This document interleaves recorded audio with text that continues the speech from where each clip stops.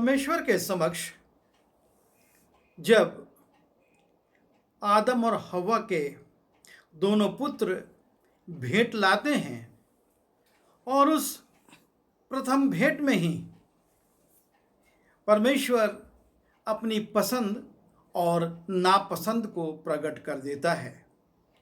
वचन में लिखा है कि कुछ दिनों के पश्चात कैन यहोवा के पास भूमि की उपज में से कुछ भेंट ले आया और हाबिल भी अपनी भेड़ बकरियों के कई एक पहलौठे बच्चे भेंट चढ़ाने ले आए और उनकी चर्बी भेंट चढ़ाई। तब यहोवा ने हाबिल और उसकी भेंट को तो ग्रहण किया, परंतु कैन और उसकी भेंट को उसने ग्रहण ना किया। परमेश्वर ने हाबिल की भेंट को ग्रहण किया और कैन की भेंट को ग्रहण नहीं किया और ये कैन को बहुत बुरा लगा। लेकिन यहाँ पर एक बात स्पष्ट हो जाती है कि कोई भी मनुष्य ये ना सोचे कि वो कोई भी भेंट लेके आएगा और परमेश्वर उसको ग्रहण कर लेगा। परमेश्वर के सामने लाई गई भेंट ग्रहण हो रही है या नहीं हो रही है, ये समझना और इस पर विचार करना आवश्यक है। यहाँ पर हाबिल की भेंट ग्रहण हो गई और कैन की भेंट परमेश्वर ने ग्रहण नहीं करी। और तब लिखा है कि कैन के चेहरे पर उदासी छा गई और वो अति क्रोधित हुआ। जब भेंट ग्रहण नहीं हुई तो कैन क्रोधित भी होता है और उदास भी होता है। और तब यहोवा ने कैन से कहा, तो क्यों क्रोधित हुआ और तेरे मुंह पर उदासी क्यों छा गई है? यदि तू भला करे तो क्या तेरी भेंट ग्रहण न की जाएगी? परमेश्वर भेंट के साथ साथ व्यक्ति के मन को, उसके जीवन को, उसके आचरण को भी देखता है। परमेश्वर सिर्फ हमारी भेंट को नहीं देखता, उसके साथ साथ वो कई और चीज़ों को देखता है और वो कहता है कि यदि तू भला करे तो क्या तेरी भेंट ग्रहण ना की जाएगी। और महत्वपूर्ण बात यह है कि परमेश्वर कैन के और हाबिल दोनों के जीवन को देख रहा था और उसने कैन के जीवन में कमजोरियां पाई और इसलिए उसने उसकी भेंट ग्रहण नहीं की। आज हम इसी बात पर कुछ देर विचार करना चाहते हैं कि परमेश्वर कुछ धन है या कुछ आय के स्रोत हैं जिनसे प्रसन्न नहीं होता। उन आय से प्राप्त धनराशि को किसी भी रूप में हम यदि परमेश्वर के समक्ष लाते हैं तो वो उसको ग्रहण नहीं करता है, वो उसको स्वीकार नहीं है। और उसका उसने स्पष्ट रूप से उल्लेख कर दिया है अपने वचन में कि मैं इस प्रकार की भेंटों को स्वीकार नहीं करता हूँ। और तब यदि हम परमेश्वर के सामने भेंट लाएं उस प्रकार की आय की, तो परमेश्वर स्वीकार नहीं करेगा। हम संतुष्ट हो जाएंगे कि हमने परमेश्वर को भेंट दी, लेकिन इस संतुष्टि से कोई लाभ नहीं है, क्योंकि परमेश्वर ने तो उसको ग्रहण किया ही नहीं है। और जब हम व्यवस्था विवरण उसके 23वें अध्याय में जाते हैं और वहाँ पर हम उसके 18वें पद में देखते हैं, लिखा है परमेश्वर वेश्यापन की कमाई को स्वीकार नहीं करता है। परमेश्वर वेश्यापन की कमाई को स्वीकार नहीं करता। अनुचित रीति से जो संबंध हैं और उन संबंधों से प्राप्त धनराशि परमेश्वर को जब भेंट के रूप में दी जाती है तो परमेश्वर उसको स्वीकार नहीं करता है। और व्यवस्था विवरण में मूसा के माध्यम से परमेश्वर ने इस्राएलियों पर प्रकट कर दिया कि इस प्रकार से लाई हुई भेंट को, धनराशि को परमेश्वर स्वीकार नहीं करेगा। आज बहुत आम बात हो गई है गर्भपात, और बहुत से डॉक्टर और नर्सें इस काम को करके मोटी रकम प्राप्त कर लेते हैं। और यदि इस प्रकार से अर्जित आय में से कुछ अंश परमेश्वर के सामने लाया जाता है, परमेश्वर को धन्यवाद बलि करके चढ़ाया जाता है, तो परमेश्वर ऐसी कमाई से प्राप्त धन को स्वीकार नहीं करता है। परमेश्वर को ये अनुचित तरीकों से, जो कि मानवीय व्यवहार के विपरीत हैं, उस प्रकार से प्राप्त धनराशि से उसको कोई मतलब नहीं है। और उसी व्यवस्था विवरण 23वें अध्याय के 18वें पद के दूसरी लाइन में लिखा है कि वो कुत्ते की कमाई भी किसी मन्नत को पूरा करने के लिए स्वीकार नहीं करता है। वेश्यापन की कमाई को वो स्वीकार नहीं करता है, और साथ ही कुत्ते की कमाई। और आज ये बिजनेस भी बहुत ज़्यादा फल फूल रहा है। कितने लोगों से आप मिलेंगे और वो बताएंगे कि वो 10,000, 20,000 और 30,000 का कुत्ता खरीद कर लाए हैं, और ये एक बिजनेस हो चुका है। बड़ी बड़ी दुकानें हैं इसकी।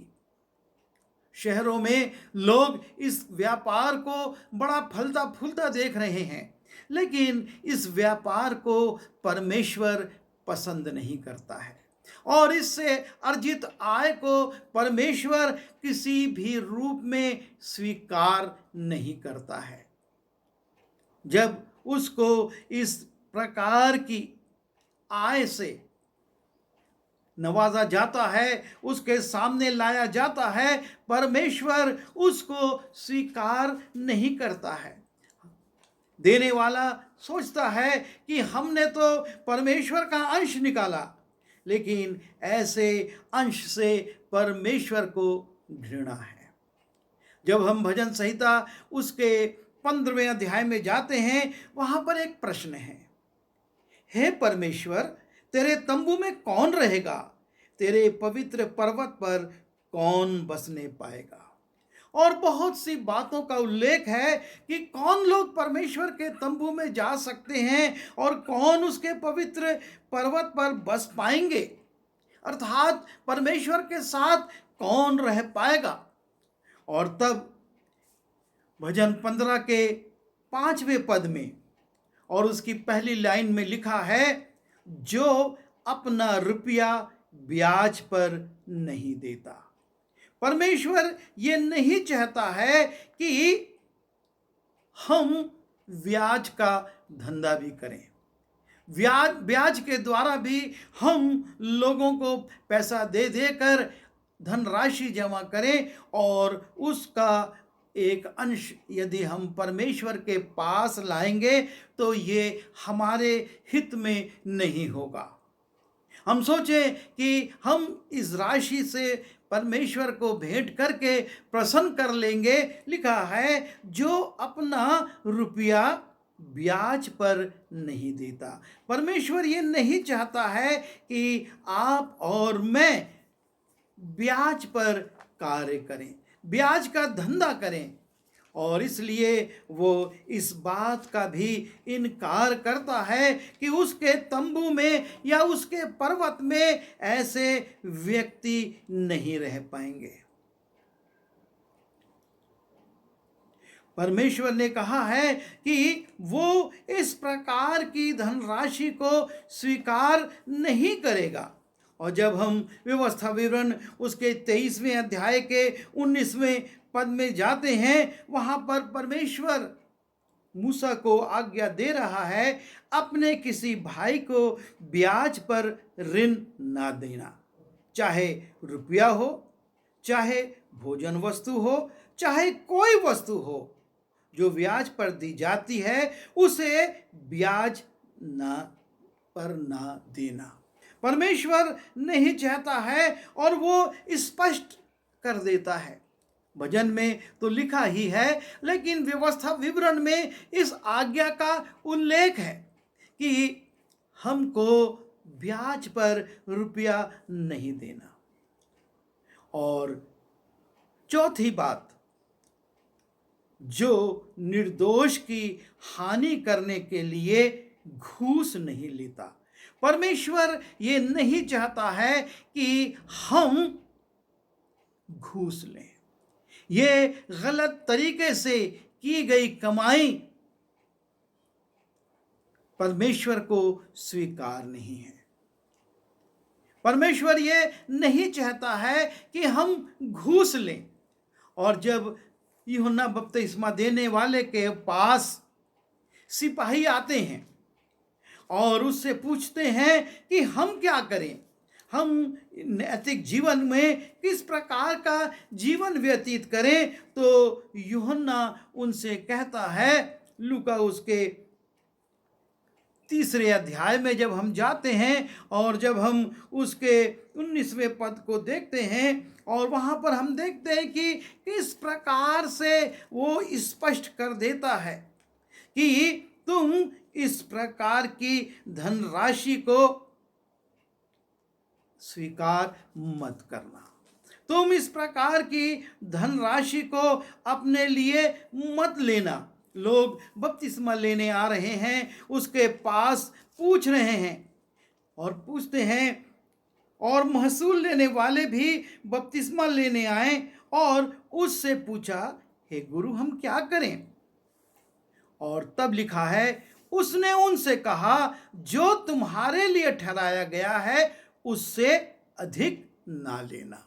अर्थात गलत तरीके से पैसा मत लेना, महसूल लेने वालों को कहता है, और फिर वो सिपाहियों से भी कहता है। और सिपाहियों ने भी उससे पूछा, हम क्या करें? उसने कहा, किसी पर उपद्रव ना करना और ना झूठा दोष लगाना, और अपनी मजदूरी पर संतोष करना। परमेश्वर ये चाहता है कि जो धनराशि, जो आय हमारे लिए निर्धारित है, हम उतना ही लें, हम वही लें। हम उसके ऊपर गिफ्ट के रूप में या किसी और रूप में कुछ भी ना लें। यदि हम लेंगे तो निश्चय है कि परमेश्वर ऐसी धनराशि को स्वीकार नहीं करता है।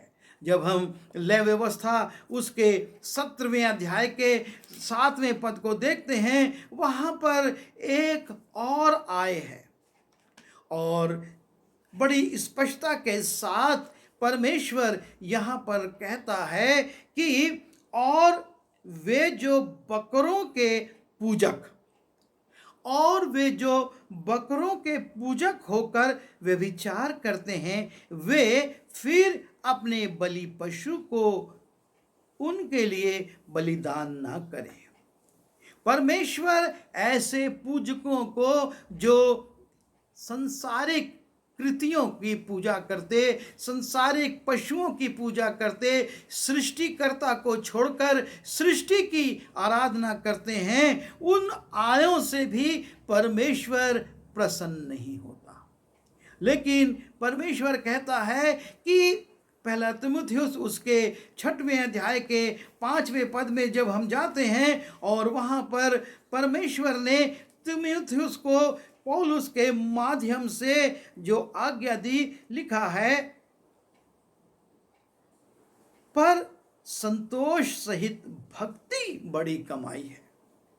जो आय जो निर्धारित की गई है उसको हमको संतोष पूर्वक ग्रहण करना है, उससे हमको अपना काम चलाना है। वो तीमुथियुस से कहता है कि संतोष सहित भक्ति बड़ी कमाई है। यह संतोष के साथ है कमाई, वही ठीक है। और जब हम पहला तीमुथियुस उसके 3 अध्याय के 3 पद में जाते हैं, वहां पर अध्यक्ष के गुणों का उल्लेख है। कौन व्यक्ति अध्यक्ष बन सकता है? और तब लिखा है कि अध्यक्ष के गुणों में लिखा है, ना लोभी हो, उसको किसी प्रकार का धन का लोभ ना हो, इस बात के प्रति उसको सावधान होना है। और उसी पहला तीमुथियुस उसके 3 अध्याय में जब हम जाते हैं और 8वें पद को देखते हैं, वहाँ पर सेवक के लिए भी कुछ परमेश्वर ने नियम दिए हैं और लिखा है कि नीच कमाई के लोभी ना हो। जो अध्यक्ष बनना चाहता है, जो अध्यक्ष बनता है, जो सेवक है, वो लोभी ना हो, नीच कमाई का लालच करने वाला ना हो। परमेश्वर ऐसी आय से घृणा करता है।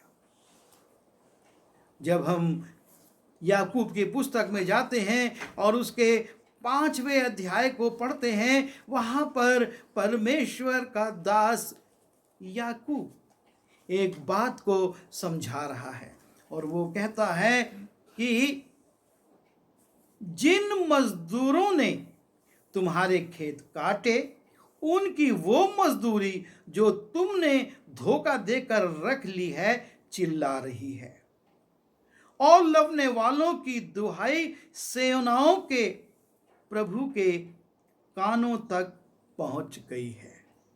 अर्थात जो मजदूरी है जिसकी, उस मजदूरी को हमें देना है। यदि हम उस मजदूरी को दबाकर अपनी आय बढ़ाते हैं तो परमेश्वर कहता है, वचन में लिखा है कि लवने वालों की दुहाई सेनाओं के प्रभु के कानों तक पहुंच गई है। परमेश्वर के कानों तक उनकी पुकार, उनका दुख, उनका दर्द पहुंच गया है। और इसलिए बहुत जरूरी है कि हम सावधान हो। जैसा कि पहले हमने देखा कि जो अपना पैसा ब्याज पर नहीं देता, परमेश्वर के घर में, परमेश्वर के पर्वत पर वही बसने पाएगा, वही रहने पाएगा। और जब हम निर्गमन उसके 23वें अध्याय में जाते हैं और उसके 8वें पद को जब हम देखते हैं, वहां पर लिखा है घूस ना लेना, क्योंकि घूस देखने वाले को भी अंधा कर देती और धर्मियों की बातें पलट देती है। इसलिए परमेश्वर ने ये व्यवस्था करवाई कि तुम घूस ना लेना।